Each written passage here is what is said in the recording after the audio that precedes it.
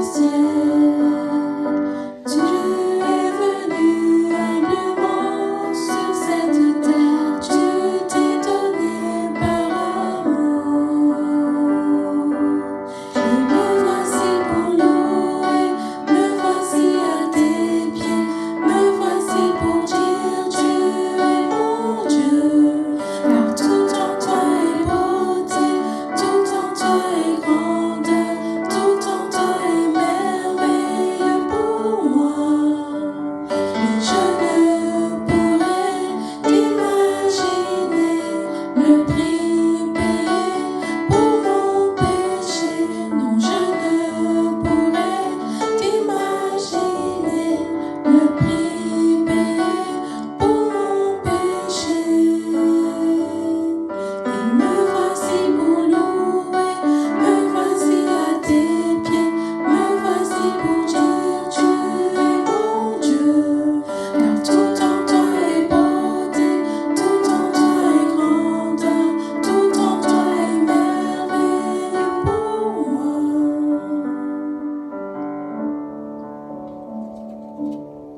Amen. Prions. Seigneur, nous sommes ici pour te louer, Seigneur. Nous voici à tes pieds. Nous voulons te dire que tu es notre Dieu. Et nous voulons cet après-midi t'adorer, te glorifier, t'exalter. Merci pour tout ce que tu es, pour tout ce que tu fais pour nous. Et nous voulons te rendre un peu de tout ça par nos louanges, par nos offrandes. Et aussi t'adorer à travers le message, en écoutant ta parole, Seigneur. Et nous sommes là, malgré toutes les difficultés qui nous entourent, tout ce qu'il y a autour de nous, la crise sanitaire, les problèmes qu'on pourrait avoir, Seigneur, mais tu es là. Nous pouvons compter sur toi, avoir confiance et avoir foi en toi. Et nous voulons te remercier et t'adorer pour tout cela. Merci Seigneur. Amen. Je vous invite à lire ensemble dans Ésaïe 40 au verset 31. Mais ceux qui espèrent en l'Éternel renouvellent leur force. Ils prennent leur vol comme les aigles. Ils courent et ne se lassent pas. Ils marchent et ne se fatiguent pas. Notre force sera renouvelée en nous attendant à Dieu.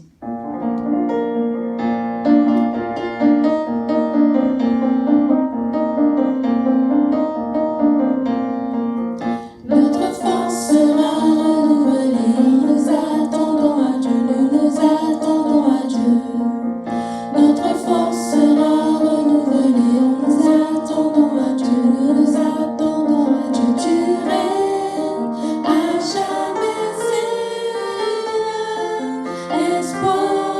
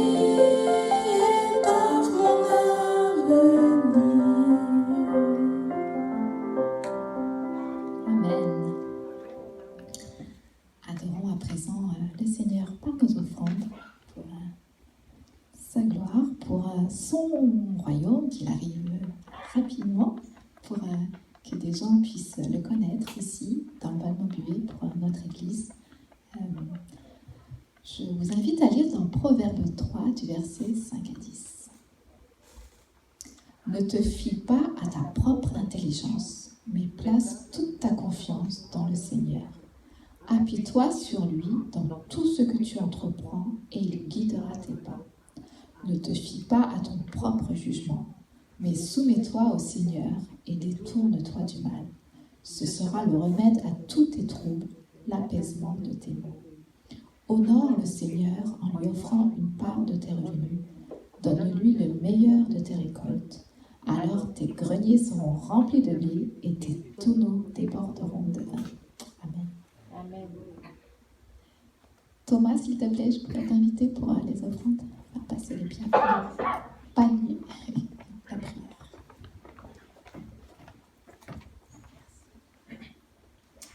Seigneur, nous voulons te remercier, te bénir pour tout ce que tu as fait pour nous sur cette semaine, Seigneur. Merci, Seigneur, d'avoir veillé sur nos vies, d'avoir pourvu à nos besoins, d'avoir pris soin de nous, Seigneur. En reconnaissant, Seigneur, nous voulons apporter dans ta maison, Seigneur, ce que tu nous as donné, Seigneur.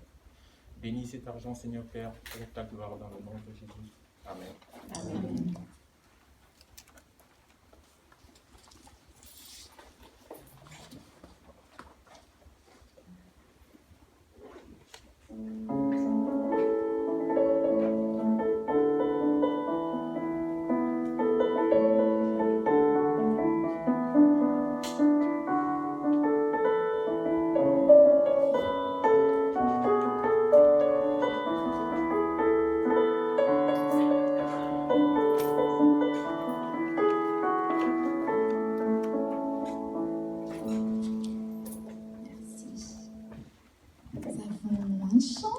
Veux-tu briser du péché le pouvoir? La force est en Christ.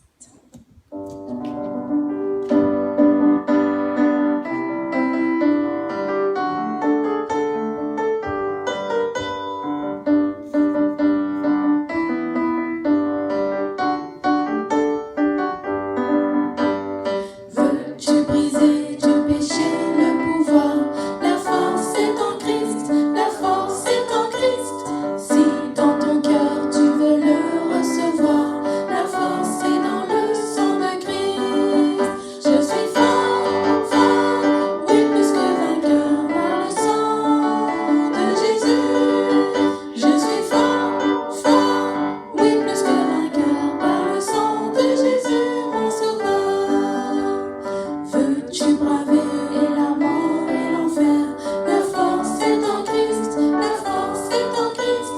Jésus d'amour fait tomber tous les fers. La force est dans le sang de Christ. Je suis fort, fort, oui plus que vainqueur par le sang de Jésus. Je suis fort, fort, oui plus que vainqueur par le sang de Jésus, mon sauveur. Veux-tu marcher toujours pur, triomphant? La force est en Christ, la force est en Christ. Pour te garder, Jésus est tout puissant. La force est dans le sang de Christ. Je suis fort, fort, oui plus que vainqueur par le sang de Jésus. Je suis fort, fort, oui plus que vainqueur par le sang de Jésus, mon sauveur. Veux-tu du ciel t'approcher chaque jour?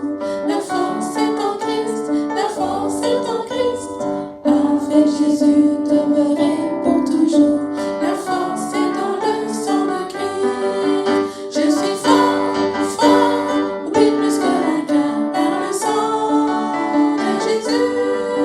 Je suis fort, fort, oui plus que vainqueur par le sang de Jésus, mon sauveur. Amen. J'invite Eric pour le message.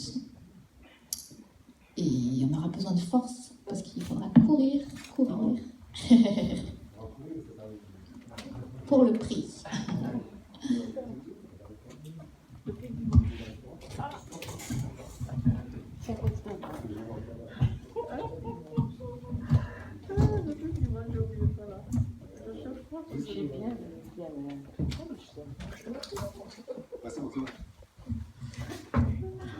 Sans micro, c'est bon, je crois. Bon. Laisse.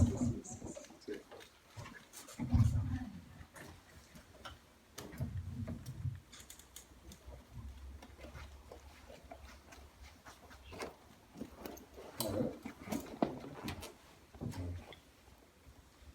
Ah oui, désolé.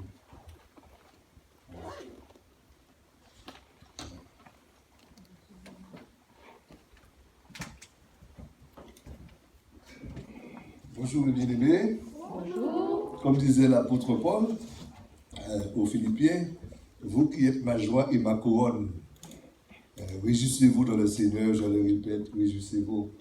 C'est vrai, le chrétien doit toujours se réjouir et se fortifier en se souvenant de la grâce de Dieu. Lorsqu'on réfléchit, lorsqu'on pense tout ce que Dieu a fait pour nous, on ne peut pas rester là, inactif, ni la bouche fermée. On doit se réjouir, on doit le remercier. On doit aussi, le psalmodier, comme nous dit David, pousser des cris de joie vers l'Éternel des armées.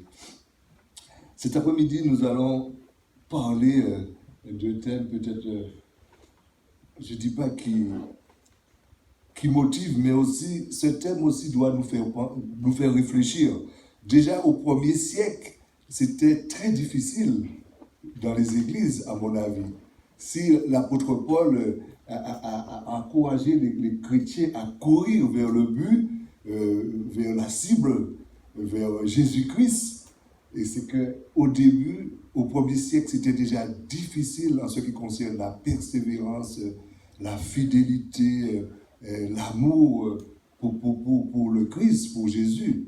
à plus forte raison, nous qui sommes parvenus au XXe siècle, XXIe bientôt, déjà. Alors, c'est encore plus difficile et on le constate, on le voit dans nos assemblées, on le voit aussi dans les églises. La persévérance, la fidélité, ça devient de plus en plus difficile.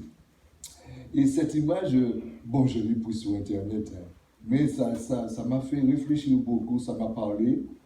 Et on constate que quand même, pour aller vers Jésus, il n'y a pas que du plat. Il y a aussi la montée, et la montée peut symboliser les difficultés, les épreuves que nous rencontrons tout au long du parcours. Il n'y a pas que de la joie, mais il y a aussi la souffrance pour aller vers Jésus, pour atteindre le ciel. Et nous voyons aussi à travers cette image, à votre avis, qui est-ce qui va gagner, le premier ou le deuxième? Le premier. Non, ça veut rien dire. Hein? Ça veut rien dire. Le premier, je vois que déjà il a sa chemise ouverte. Alors du coup, déjà le vent, tout ça, il n'est pas assez. Et le deuxième, il est bien, comment dire, il est sur ses appuis-là et je pense qu'il va dépasser le premier. Mais qu'importe, ça, c'est pas l'essentiel cet après-midi. L'essentiel, c'est que tous nous arrivons jusqu'au port. Tous que nous arrivons au ciel. L'essentiel, tous que nous serons avec Jésus. Nous partagerons le ciel avec lui. C'est ça l'essentiel dans cet après-midi. Ce n'est pas histoire de premier dernier. Mais cette image nous apprend beaucoup de choses parce qu'à la fin, l'apôtre nous dira il faut marcher de même pas. Et on constate que même s'il y a un premier, deuxième, mais l'essentiel, c'est d'arriver. Et quelles que soient aussi nos disponibilités, l'essentiel, c'est aller jusqu'au bout de la course. Et nous voyons aussi à côté, c'est vrai, il y a aussi l'ennemi qui est là, il y a toutes sortes de choses pour nous empêcher, pour nous distraire, mais aussi pour nous empêcher d'aller jusqu'au bout, de viser la cible. Et tout au long du chemin, il y a des épreuves, c'est parsemé de difficultés. Alors, quand même, je bénis Dieu parce que après tout, ça nous encourage. Lorsque nous constatons que la vie chrétienne, je dirais, c'est un combat. C'est un combat et tous les jours, on doit s'armer de courage et aussi de patience. Tous les jours, on doit regarder à Jésus. Si on regarde un instant à côté, autour de nous, on risque de faire naufrage. Comme disait notre frère Jérôme dimanche dernier, on risque de faire naufrage. Alors, c'est l'apôtre Paul qui le dit aussi, non, je dirais c'est l'apôtre aux Hébreux. Il nous dit dans Hébreux chapitre 12, c'est pourquoi nous aussi qui sommes entourés d'une telle foule de témoins, débarrassons-nous de tout fardeau et du péché qui nous enveloppe ou nous cerne si facilement de tous côtés, et courons avec endurance l'épreuve qui nous est proposée. J'aime un peu ce qu'on nous dit, et courons avec persévérance dans la carrière qui nous est réservée. Gardons les yeux fixés sur Jésus qui nous a ouvert le chemin de la foi et qui la porte à la perfection parce qu'il avait en vue la joie qui lui était réservée. Il a enduré la mort sur la croix en méprisant la honte, attaché à un tel supplice et désormais il siège à la droite du trône de Dieu. Courez avec persévérance, n'abandonnez pas. Et c'est dans ce but que je suis là cet après-midi pour vous encourager, bien-aimés. Chacun de nous avons besoin d'être encouragés, mais aussi d'être soutenus, d'être encadrés, consolés pour continuer la route, mais aussi pour aller jusqu'au bout. Malheureusement, bien des gens ne font même pas partie de la course. Eh bien, des chrétiens n'ont pas vraiment l'air d'y participer du tout. Certains ne font que du jogging, d'autres marchent lentement et d'autres encore sont assis, voire même couchés. Pourtant, la norme biblique pour la vie de sainteté, c'est la course, et non une petite promenade matinale. Le mot carrière correspond au mot grec agon, dont vient le mot agonie. La course n'est pas un luxe passif, mais quelque chose d'exigeant, je dirais épuisant, je dirais même encore agonisant. Et elle nécessite toute notre autodiscipline, notre détermination et notre persévérance. Et comme je vous ai dit au départ, la persévérance, c'est une ferme détermination. Lorsqu'on veut arriver, on persévère. Et on ne regarde ni à côté, ni autour, ni en arrière, on regarde de l'avant, à l'avant, parce que c'est le prix que nous voulons à tout prix gagner. La course chrétienne est un marathon, une course de fond et non un sprint.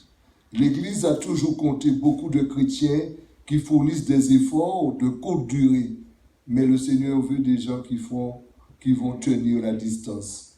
Il y aura des obstacles ainsi que de la fatigue et de l'épuisement, mais nous devons persévérer si nous voulons gagner. Dieu cherche la ténacité.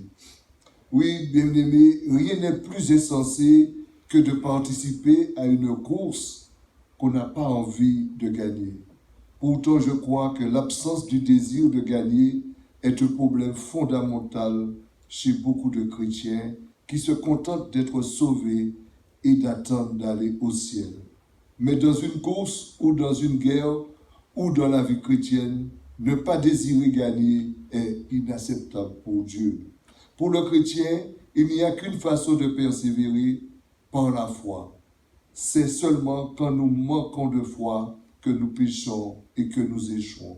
Voilà pourquoi notre protection contre les tentations de Satan, c'est le bouclier de la foi. Éphésiens nous dit, prenez le bouclier de la foi par lequel nous pouvons éteindre tous les traits enflammés du malin. Tant que nous croyons en Dieu et que nous faisons sa volonté, Satan et le péché n'ont pas de pouvoir sur nous. Comme nous venons de chanter, veux-tu briser du péché le pouvoir? La force est en Christ. La force est en Christ. Et je constate qu'au début de ma vie chrétienne, quand je chantais ce cantique, je le chantais avec force, avec détermination, avec motivation, avec le temps.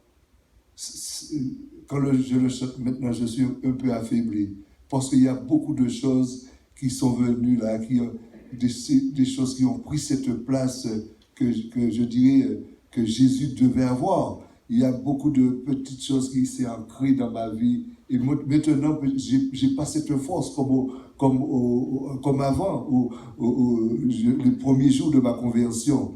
Et c'est de même pour chacun de nous. Au début, nous étions motivés, zélés pour le Seigneur. Après quelques années, on constate qu'on n'a pas ce même zèle, on n'a pas cette même motivation. Parce qu'il y a sans doute le péché, il y a aussi les épreuves de la vie, les petits soucis, les tracas. Il y a beaucoup de choses qui sont là, qui sont arrivées. Et maintenant, cette force, cette détermination, motivation qu'on avait, on constate qu'on tourne au ralenti. Mais avec le Seigneur, il y a toujours de l'espoir. Et le cantique nous dit, il faut regarder à Jésus.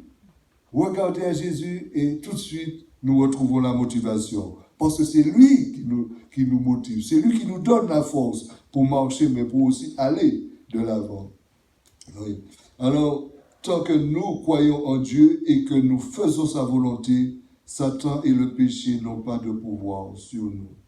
Ils ne peuvent aucunement nous atteindre ni nous faire de mal, car lorsque nous courons dans la puissance de l'Esprit de Dieu, nous connaissons la réussite. Et c'est tellement vrai, bien-aimés, plus nous nous approchons de Dieu, plus le péché s'éloigne de nous.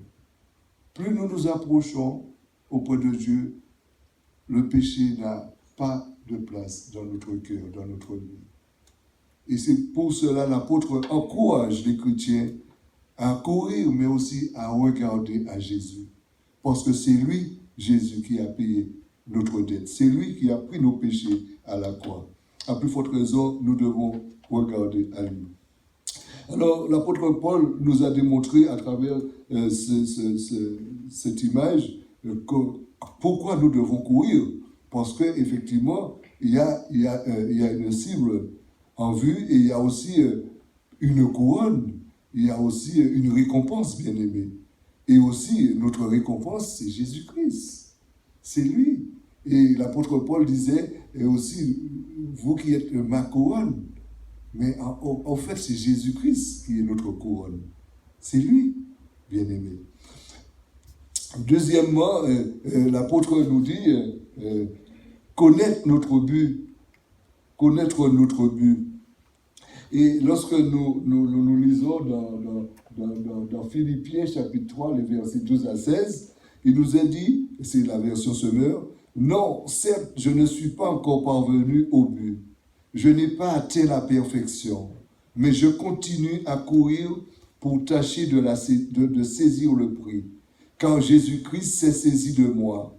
Non, frère, pour moi, je m'estime pas avoir saisi le prix, mais je fais une seule chose, oubliant ce qui est derrière moi et tendant de toute mon énergie vers ce qui est devant moi. Je poursuis ma course vers le but pour remporter le prix attaché à l'appel que Dieu nous a adressé du haut du ciel dans l'union avec Jésus-Christ. Nous tous qui sommes spirituellement adultes, c'est cette pensée qui doit nous diriger. Et si sur un point quelconque, vous pensez différemment, Dieu vous éclairera aussi là-dessus. Seulement, au point où nous sommes parvenus, continuons à marcher ensemble dans la même direction.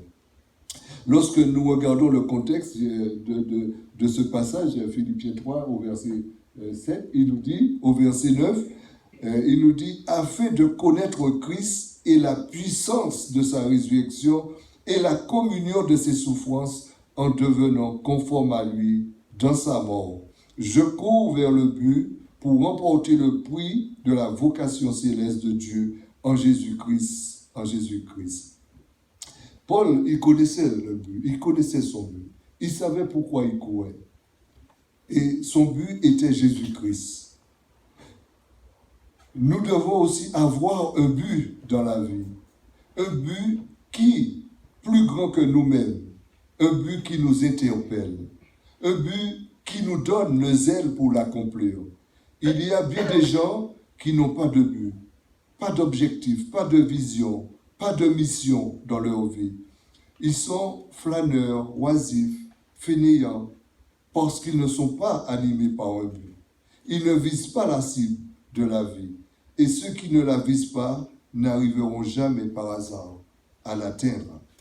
Ce n'est donc pas à nous de fixer notre but. La Bible nous dit, c'est déjà fixé par Dieu. Dans le verset 12 que nous venons de lire, dans le verset 12, Paul dit qu'il a été saisi par le Christ, Jésus-Christ, pour qu'il saisisse l'objectif. Quel est cet objectif? Comme nous venons de le voir, ce but peut être exprimé de plusieurs manières. Nous pouvons parler de la croissance spirituelle, du progrès de la sanctification, d'une conformité à la volonté de Dieu. Mais dans ce passage, Paul résume dans une phrase « Mon but est de le connaître ». Et chacun de nous ici en cet après-midi, notre but, c'est de connaître Jésus-Christ.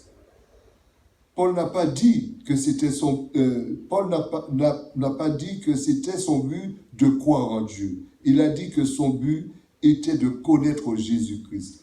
Aujourd'hui, beaucoup de personnes nous parlent de l'existence de Dieu. Je crois en Dieu, je crois que Dieu existe. Vous aussi, moi aussi, je croyais que Dieu existait. Je croyais à l'existence de Dieu quand j'étais catholique. Mais une fois que j'ai rencontré Jésus, eh bien, il y a une grande différence. Il y a une grande différence quand j'étais catholique je croyais à l'existence de Dieu.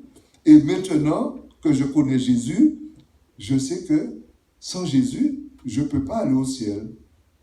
C'est Jésus qui ouvre la porte du ciel. C'est Jésus qui est le chemin, la vérité et la vie. Si nous n'avons pas Jésus, nous ne pouvons pas aller au ciel. Bien-aimés. Alors, Paul dit que nous avons été saisis par Jésus-Christ pour le connaître. Le but de notre vie, de notre existence en tant que chrétien est de le connaître. Toute autre chose que nous faisons dans cette vie doit être soumise à cet objectif de connaître Jésus. Bien-aimé. Ouvrons une petite parenthèse. Parce qu'au jour d'aujourd'hui, normalement, personne ne peut nous convaincre. Ouais. Une petite parenthèse que j'ouvre. Personne ne peut nous convaincre là où nous étions et là où nous sommes maintenant. Parce que nous savons qui est Jésus pour nous. Qui est Jésus pour nous? Qu'est-ce que la Bible nous dit à propos de Jésus? Il nous dit que Jésus-Christ est notre sauveur. Jésus est le sauveur du monde. La Bible nous dit que Dieu a tant aimé le monde qu'il a donné son Fils unique afin que quiconque croit en lui ne périsse point, mais qu'il ait la vie éternelle. Oui, c'est lui, la vie éternelle. Et la Bible nous dit que quiconque croit en lui ne périsse point. Et nous savons que Jésus, le Fils de Dieu, est venu sur terre il y a 2000 ans pour révéler le chemin de la vie éternelle. Jésus a dit de lui-même des affirmations stupéfiantes. Par exemple, en Jean 14, verset 6, il nous dit « C'est moi qui suis le chemin, la vérité et la vie. On ne vient au Père qu'en passant par moi. » Et aussi, en Jean chapitre 8, verset 36, il nous dit que si donc le Fils vous libère, vous serez réellement libre. Ou encore, en Jean chapitre 1, verset 12, il nous dit la lumière est venue dans le monde. C'est-à-dire Jésus. Et il nous dit à tous ceux qui l'ont reçu, à tous ceux qui croient en son nom, il a donné le pouvoir de devenir enfants de Dieu. Lesquels sont nés ni de la volonté de Dieu, de l'homme, ni de la volonté de la chair, ni du sang, mais de la volonté de Dieu. Et peut-être aujourd'hui, une personne, si admettons vous parlez de Jésus, vous évangélisez quelqu'un, et cette personne peut vous dire, mais pourquoi ai-je besoin de Jésus? Pourquoi ai-je besoin de Jésus? La Bible nous dit que, car si je ne le rencontre pas, je demeure dans mes fautes et je suis perdu. Sans Jésus, nous sommes perdus. Sans Jésus, nous sommes encore dans nos péchés. Et vous le savez comme moi-même, la Bible nous dit que tous sont péchés et sont privés de la gloire de Dieu.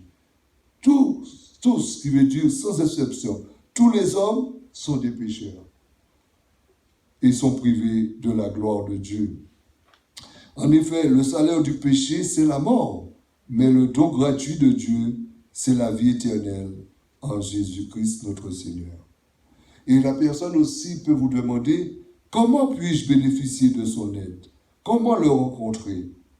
Jésus nous dit, venez à moi, vous tous qui êtes fatigués, chargés, et je vous donnerai du repos pour vos âmes. Et vous le savez comme moi-même, c'est Apocalypse, chapitre 3, qui nous dit, je crois que c'est le verset 20, voici, je me tiens à la porte et je frappe. Si quelqu'un entend ma voix, il ouvre son cœur, je rentrerai, je souperai avec lui, moi et mon Père. Nous ferons notre demeure dans son cœur. Et c'est ce qui s'est passé le jour où nous avons dit oui à Jésus. Et cela ne doit pas nous échapper, bien-aimés. Au jour d'aujourd'hui, on n'a pas besoin de connaître toute la Bible pour évangéliser quelqu'un. Simplement, raconte ton histoire. Dis à l'autre ce que Jésus a fait dans ta vie. Dis à l'autre ce que Dieu a fait dans votre vie lorsque vous avez dit oui à Jésus. comment Dieu a transformé votre vie, comment aussi Dieu vous a donné cette paix, parce que cette paix est venue parce que nous nous sommes réconciliés avec Dieu. Étant justifiés par la foi, nous avons la paix avec Dieu. Dieu, lorsque nous avons dit oui à Jésus, Dieu nous a pardonné de tous nos péchés et nous a lavés, purifiés dans le sang de Jésus. Et la Bible nous dit, maintenant, il n'y a aucune condamnation pour ceux qui sont en Jésus-Christ. Au jour d'aujourd'hui, peut-être le monde va pointer le doigt sur nous, va nous critiquer, nous juger. Mais Dieu ne nous critique pas, ni ne nous juge pas. Quand Dieu nous voit à travers le sang de Jésus. Le sang de Jésus qui a coulé sur la croix, eh bien Dieu nous voit à travers ce sang. Ce sang est sur nous parce que nous avons dit oui à Jésus. Nous avons accepté le sacrifice de Jésus. Oui, connaître Jésus est donc une question de relation personnelle, bien-aimés. Il ne s'agit pas d'adhérer à une religion particulière, ni de suivre des préceptes quelconques, mais d'entrer en relation avec le Sauveur du monde. Jésus dit, je suis la lumière du monde. Celui qui me suit ne marchera pas dans les ténèbres, mais il aura la lumière, la lumière. Oui, alors nous constatons qu'avec Jésus, nous sommes en sécurité.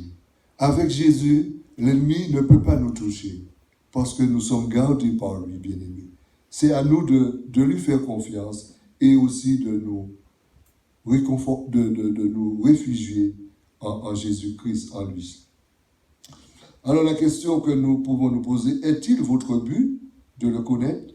Est-ce que c'est votre passion? Est-ce qu'il vous anime? Est-ce que Jésus vous enflamme? Est-ce que vous vivez pour connaître Jésus-Christ? C'est à cela que nous avons été appelés. Nous devons l'embrasser, mettre cet objectif devant nous et évaluer notre progrès vers ce but. Embrassons le but de connaître Jésus. Oui. Troisièmement, reconnaître que nous ne sommes pas encore arrivés. Et c'est l'apôtre Paul qui le dit. Nous ne sommes pas encore arrivés au but. Nous ne sommes pas encore arrivés à la perfection. Paul nous dit, ce n'est pas que j'ai déjà remporté le prix ou que j'ai déjà atteint la perfection. Frère, pour moi-même, je n'estime pas encore avoir saisi le prix. Le but est glorieux.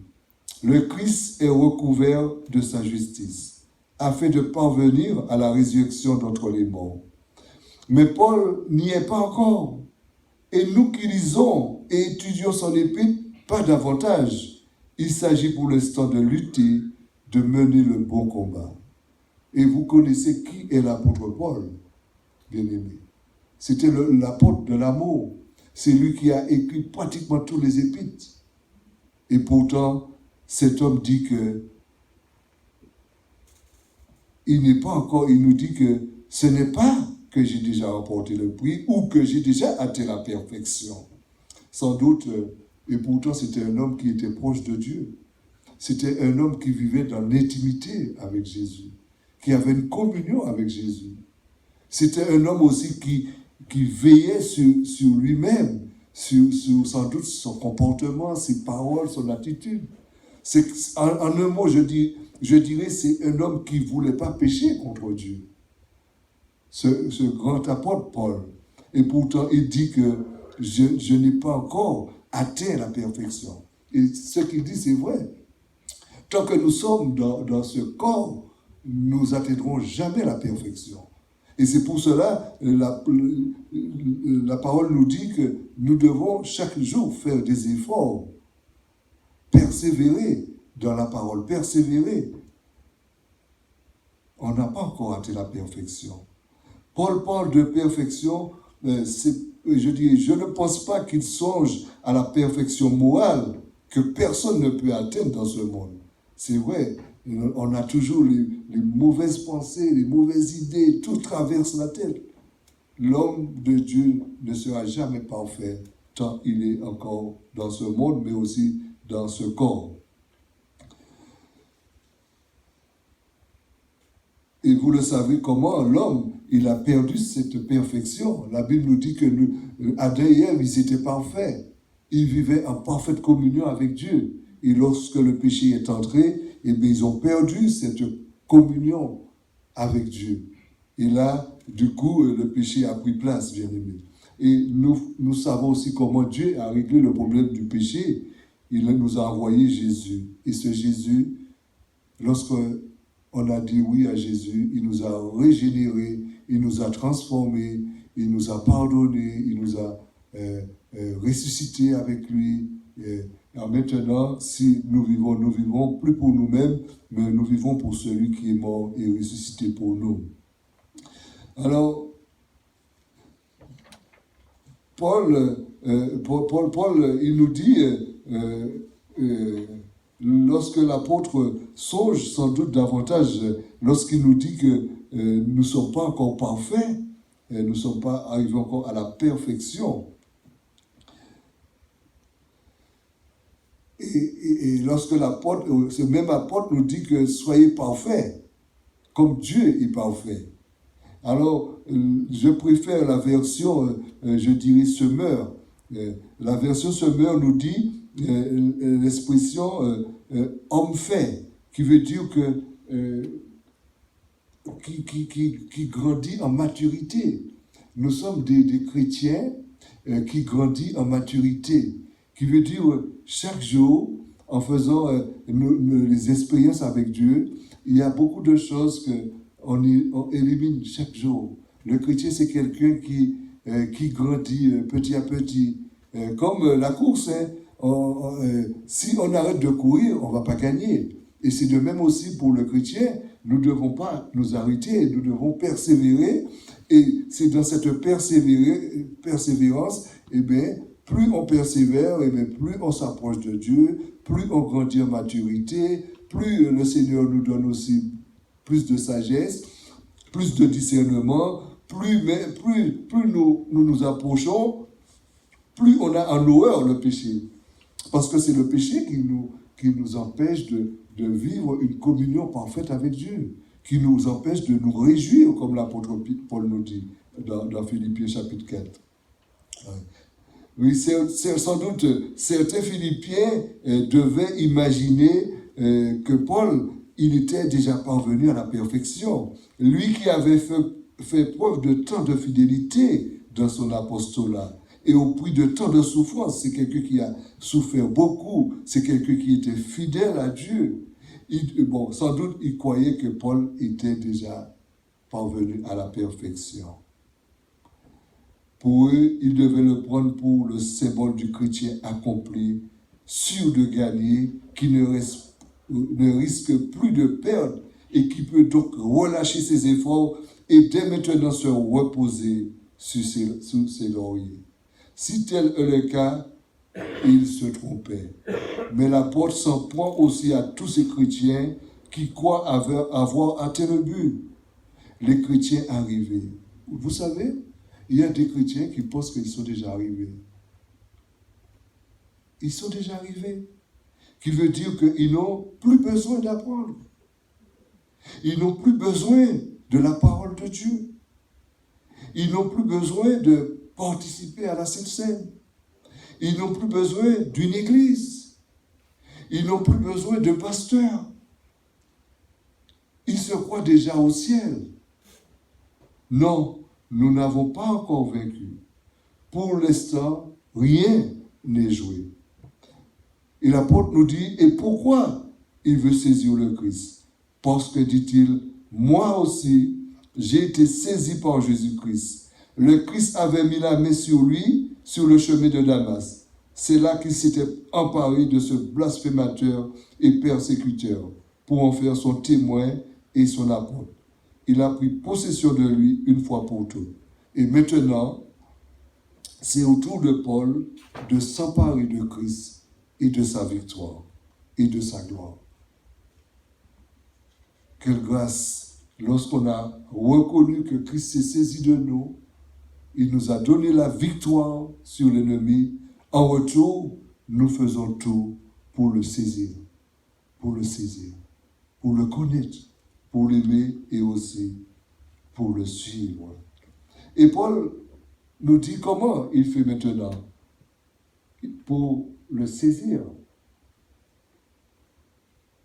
Il nous dit, il fait une chose. Je fais une chose, une seule. Et c'est, frère, je ne pense pas l'avoir saisi, mais je fais une chose, oubliant ce qui est en arrière, en me portant vers ce qui est en avant. Je cours vers le but pour remporter le prix de la vocation céleste de Dieu en Jésus-Christ.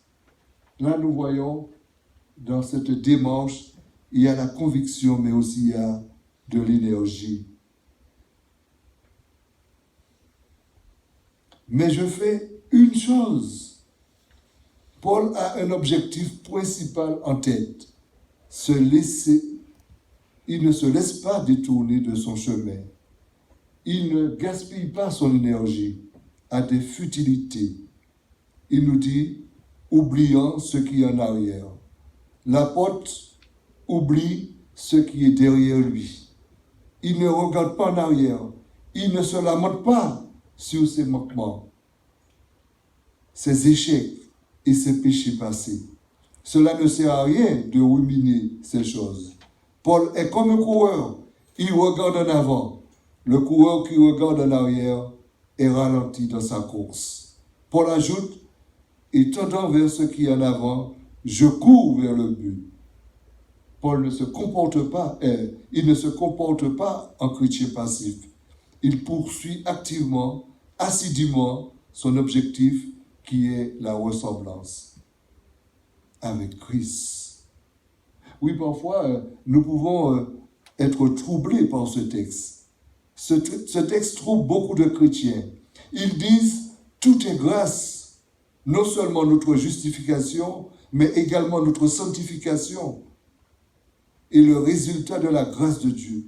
Pour des chrétiens, tout est grâce. On n'a pas besoin de courir. Dieu va nous garder, va nous protéger. Dieu prendra soin de nous. Oui. Bien-aimés, de même qu'un fruit mûrit automatiquement sur l'arbre, nous finirons automatiquement par ressembler à Christ. Il y a des gens qui le disent. Inutile de se démener pour y arriver. Parfois, ils ont raison.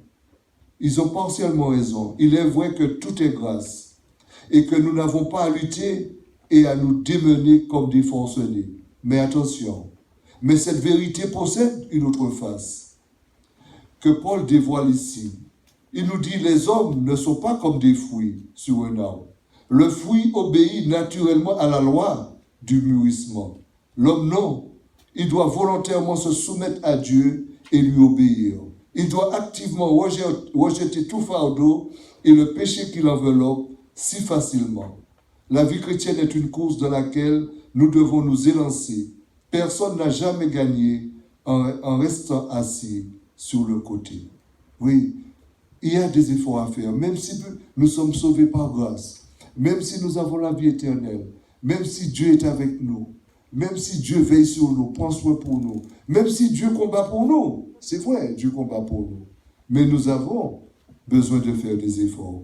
Et toute la Bible nous dit qu'il faut faire des efforts. Efforcez-vous. Combattez le bon combat de la foi.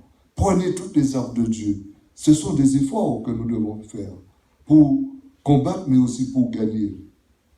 Et le verset 14 nous dit que le prix que Paul veut obtenir au terme de la course est la communion parfaite avec Jésus.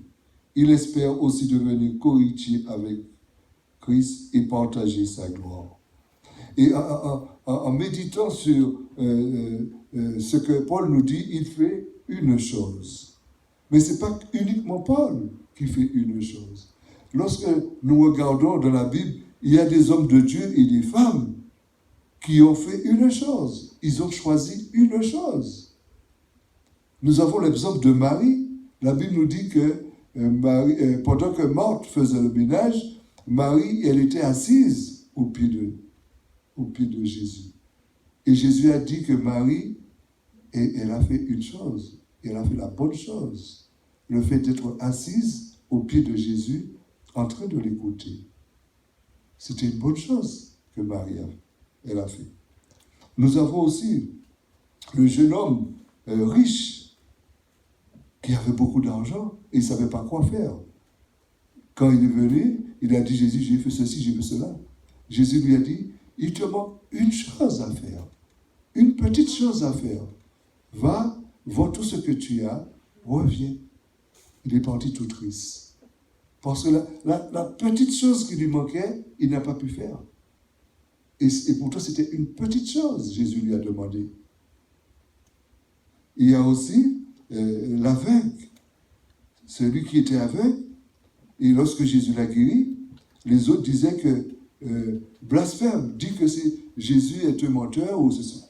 Jésus, il leur répondit, je ne sais si c'est un pécheur, je ne sais qu'une chose, j'étais aveugle et maintenant je vois.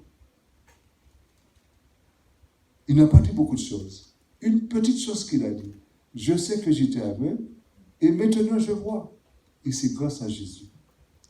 Il y a aussi David qui disait, je demande à l'Éternel une petite chose, une seule chose, que je désire ardemment, je voudrais habiter toute ma vie dans la maison de l'Éternel pour contempler la magnificence de l'Éternel et pour admirer son temple. Et quand on réfléchit à tous ces gens-là, c'était une sorte de consécration. La consécration à Dieu. Une chose, une petite chose. Et peut-être aujourd'hui, Dieu vous demande de faire une petite chose. Peut-être il y a quelque chose dans votre vie qui vous gêne, qui vous empêche de marcher, de courir avec lui. Peut-être cet après-midi, il vous demande de faire une petite chose seulement. Peut-être confesser un péché, peut-être laisser quelque chose peut-être de moins important qui vous barre la route. Une petite chose seulement, Dieu vous demande de faire. Pour le suivre, pour l'aimer, mais aussi pour le connaître, pour mieux le connaître. Vous le connaissez déjà, mais son but c'est que vous le connaissez pour mieux le servir, mieux aussi persévérer, mieux aussi se laisser sanctifier. Ouais. Et un autre point, l'apôtre nous dit, c'est vrai, lorsqu'on connaît le but, lorsqu'on connaît pourquoi nous courons, et lorsque nous avons bien compris ces choses, l'apôtre nous demande maintenant de marcher dans le même sentier. Aujourd'hui, il y a beaucoup de personnes qui laissent le chemin, qui laissent le sentier, qui laissent la route qui mène au ciel. Il y a beaucoup qui laissent. Pour rien, ils abandonnent le sentier. Ils abandonnent la course. Et là, l'apôtre Paul nous dit, nous qui sommes parvenus, nous qui sommes spirituellement adultes, nous qui avons la maturité, nous qui grandissons en maturité. Parce que quand on était bébé, eh bien, on n'était pas mature. Après quelques années de conversion, eh bien, on commence à grandir en maturité. On sait qui est Jésus, on sait ce que Jésus a fait pour nous. On connaît aussi le problème du péché, ce que le péché a fait dans notre vie, et maintenant, ce que nous devons faire pour ne pas tomber dans ces pièges, bien-aimés.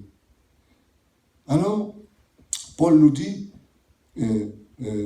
nous qui sommes spirituellement adultes, c'est cette pensée qui doit nous diriger. Et si, sur un point quelconque, vous pensez différemment, Dieu vous éclairera aussi là-dessus. Il y a tellement de petites choses qui peuvent nous déconcentrer, qui peuvent nous dévier de la route, qui peuvent nous faire douter de notre relation, de notre communion avec Dieu, mais aussi avec les autres, surtout avec les autres, parce qu'on a besoin des autres pour avancer, bien aimé. je me demande parfois comment quelqu'un fait pour avancer sans l'Église. Parce que l'Église était là dès le 1er siècle. Tous ceux qui étaient sauvés, et j'aime ce petit mot-là, sauvés, ce sont ceux qui étaient sauvés, qui persévéraient dans l'enseignement des apôtres, dans la communion fraternelle, dans la fraction du pain et dans les prières. Il est dit que tous ceux qui étaient sauvés, ils étaient là ensemble et ils persévéraient ensemble, bien-aimés. Ça doit encore nous faire réfléchir. Pour ceux qui abandonnent l'Église, abandonnent le rassemblement des frères, la communion fraternelle, ça, normalement, ce passage doit nous faire réfléchir. Est-ce que vraiment nous faisons partie des sauvés? Oui. Si nous sommes sauvés, eh bien, nous devons aimer l'enseignement. Nous devons aimer la communion fraternelle. Nous devons aimer aussi prendre le repas du Seigneur ensemble. Nous devons aussi aimer nous trouver ensemble pour prier les uns pour les autres. Bien-aimés. Oui. Alors, l'apôtre nous dit, qui sont ces hommes faits auxquels Paul fait allusion? Parce que c'était des hommes faits, des hommes matures. Au verset 12, il avait déclaré de ne pas avoir atteint la perfection. Au verset 12, lorsque nous avons lu, il n'a pas encore atteint la perfection. Maintenant, il nous dit, il nous parle des hommes faits. Les chrétiens ne peuvent pas être parfaits dans ce monde, mais ils peuvent devenir des hommes faits. L'homme fait est celui qui oublie ce qui est en arrière et s'élance vers ce qui est en avant, le verset 13 nous dit. Il sait qu'il est inutile, voire nuisible, de regarder en arrière. L'homme fait a un objectif clair et une passion qui le consume dans la vie, connaître Christ et lui être fait semblable.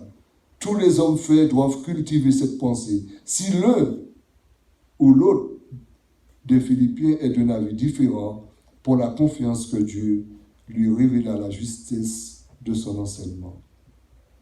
Oui, l'homme fait, c'est celui aussi qui discerne le bien du mal. L'homme fait est celui aussi qui est rempli de sagesse. Oui. L'homme fait est celui aussi, avant de parler, il réfléchit. Il ne lance pas des paroles en l'air. Il réfléchit bien. Oui. La poursuite du prix exige une conformité adéquate. L'apôtre nous dit seulement au point où nous sommes parvenus, marchons de même pas. Marchons de même pas.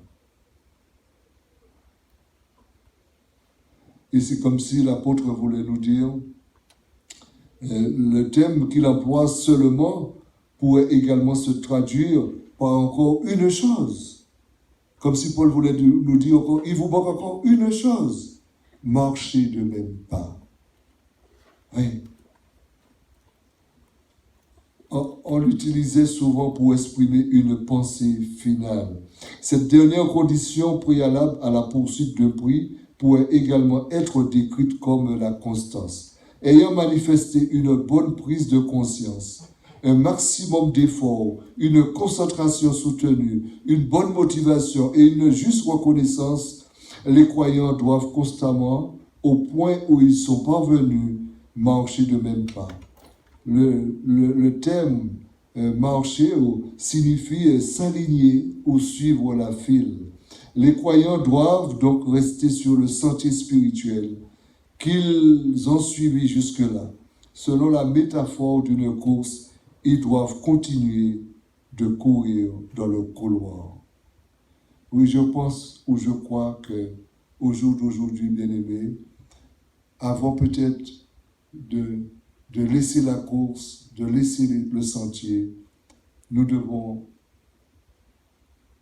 penser, faire un petit tour en arrière. Pas pour penser à nos péchés, mais simplement comment le Christ nous a délivrés, comment il a fait de nous son enfant. Ça doit nous faire réfléchir. Et comment aussi l'amour de Christ s'est manifesté dans notre vie. Au jour d'aujourd'hui, plus le temps avance, plus nous rencontrerons des difficultés, des soucis, des problèmes au sein de l'Église, au sein de notre communion les uns avec les autres. Mais sachez quelque chose. La parole nous dit, nous sommes parvenus, nous tous qui sommes des hommes faits, bien-aimés, qui grandit en connaissance, en sagesse, nous devons simplement marcher de même pas. Marcher de même pas. Et j'ai relevé quatre ressources divines pour nous aider à marcher de même pas, mais aussi à ressembler à Christ. Il ne suffit pas de marcher de même pas, mais nous devons avoir encore ayez en moi les sentiments. L'apôtre Paul disait ayez en moi les sentiments, ayez en Christ, en Jésus, en moi, les sentiments qui étaient en Jésus-Christ. Ouais. Sentiments de paix, de joie, d'amour, de reconnaissance, de pardon. Et là, j'ai relevé quatre ressources. Premièrement, en ce qui concerne la parole. C'est toujours la parole qui revient. Notre réconfort, notre consolation, notre joie, notre amour, tout, c'est la parole. Notre combat, notre victoire, ça passe par la parole, bien-aimés. Premièrement, il y a la parole de Dieu. À ce sujet, voici ce que Pierre a écrit. Pierre nous dit, désirez, rejetez donc toutes les formes de méchanceté, de ruse, l'hypocrisie, la jalousie et toute médisance. Comme des enfants nouveau-nés, désirez ardemment le lait pur de la parole, afin qu'il vous fasse grandir en vue du salut. Jamais négliger la parole de Dieu. On aura toujours besoin de cette parole. Même lorsque nous allons laisser cette terre, au dernier moment, peut-être sur un lit de douleur ou ailleurs, nous aurons besoin de cette parole. Et la parole, c'est quoi? C'est Jésus-Christ. Nous aurons toujours besoin de Jésus, bien-aimés. La parole, c'est Jésus. Deuxièmement, la prière. C'est important, la prière. C'est 2 Corinthiens, c'est ça. Nous nous réjouissons lorsque nous sommes faibles, tandis que vous êtes forts, et ce que nous demandons dans nos prières, c'est votre perfectionnement. C'était la prière de Paul, que les Philippiens grandissent. Et de même aussi pour moi cet après-midi que nous grandissons dans cette perfection, pour la gloire de Dieu. Oui. Et troisièmement, il y a aussi l'exemple. Et vous-même, vous avez été mes imitateurs, nous dit l'apôtre Paul. Vous avez été mes imitateurs et ceux du Seigneur en recevant la parole au milieu de beaucoup de tribulations avec la joie du Saint-Esprit, en sorte que vous êtes devenus un modèle pour tous les croyants de la Macédoine et de la Caïe. Troisièmement, le bon exemple. Et je suis très, à cheval, je dirais, mais je suis très catégorique là-dessus. Je prends mon exemple. Je fais tout pour gagner quelqu'un à Christ. Serait-ce pas mon témoignage? Je fais tout. Quitte souffrir pour la gloire de Dieu. Parce que j'aurais aimé que cette personne, un jour, connaît Dieu, connaît la gloire, mais aussi connaît le chemin qui mène à Dieu. Et finalement, il nous parle des épreuves. Dieu se sert des épreuves pour façonner les croyants à l'image de Jésus-Christ. Le Dieu de toute grâce qui vous a appelés en Jésus-Christ à sa gloire éternelle, après que vous aurez souffert un peu de temps, vous perfectionnera lui-même, vous affirmera, affermira, vous fortifiera, vous rendra inébranlable. Et chacun de nous, nous attendons ce grand jour, bien-aimés. Mais quand même, il y a encore aussi des efforts à faire. Il y a encore aussi de la marche. Et là, l'apôtre Paul, dans ce passage, il nous encourage à ne pas laisser les bois, à ne pas abandonner la course. Nous sommes tout près du but, tout près de la cible. Il ne nous manque pas beaucoup à faire, beaucoup de kilomètres. C'est à nous de tenir ferme et de faire confiance à Dieu. Que Dieu, dans sa grâce, en cet après-midi, nous encourage. Chacun de nous, nous avons besoin d'être encouragés. Moi aussi, comme disait l'apôtre, je ne suis pas encore parfait. Je fais tout mon possible parce que j'ai été saisi par Jésus. Et en retour, je fais tout pour le saisir. En lui faisant confiance, en marchant dans l'obéissance, dans la fidélité, mais aussi en regardant à lui. Pas autour de nous. Au jour d'aujourd'hui, on voit beaucoup de choses. On entend beaucoup de choses, bien-aimés. Faisons attention pour ne pas nous éloigner du chemin ou abandonner la course. Que Dieu, dans sa grâce, dans sa grande miséricorde, nous bénisse, nous encourage et à lui soit toute la gloire. Amen. Prions le Seigneur. Seigneur, merci encore pour ta parole qui nous fait du bien, Seigneur. Chaque fois que nous la lisons, cette parole nous interpelle. Cette parole nous pousse à la réflexion. Cette parole nous corrige. Cette parole nous éduque. Cette parole nous enseigne. Cette parole aussi nous aide à être des hommes et des femmes qui grandissent, qui grandissent, mais aussi qui progressent. Et c'est là notre but. En cet après-midi, nous voulons non seulement grandir, nous voulons progresser dans la foi, nous voulons porter du fruit, nous voulons te ressembler, nous voulons aussi être avec toi, tout près de toi. Nous voulons aussi nous éloigner du péché qui est là, qui nous enveloppe si facilement, qui nous empêche de courir avec toi, de courir pour atteindre le but. Seigneur, aide-nous à nous débarrasser de toutes sortes de fardeaux, tout ce qui encore nous barre la route, Seigneur, tout ce aussi qui nous empêche d'être en communion avec toi, mais aussi qui nous empêche de nous réjouir, comme tu nous dis dans la parole, Seigneur. Aide-nous chaque jour à fixer nos regards sur Jésus-Christ, le consommateur de la foi. Seigneur, merci encore de bénir ton peuple, Seigneur. Tous ceux qui ont abandonné la course, tous ceux qui se sont arrêtés en chemin, tous ceux qui se sont refroidis, qui ont perdu le zèle, la motivation, l'élan, la détermination. Nous pensons à tous ces gens-là, Seigneur, à tous nos frères et sœurs dans la foi. Que dans ta grâce, dans ta grande miséricorde, tu les visites, Seigneur. Tu touches leur cœur. Tu parles à leur cœur, Seigneur. Et qu'ils puissent retourner, qu'ils puissent aussi prendre conscience que tu les aimes et que tu veux aussi encore le meilleur pour eux, Seigneur.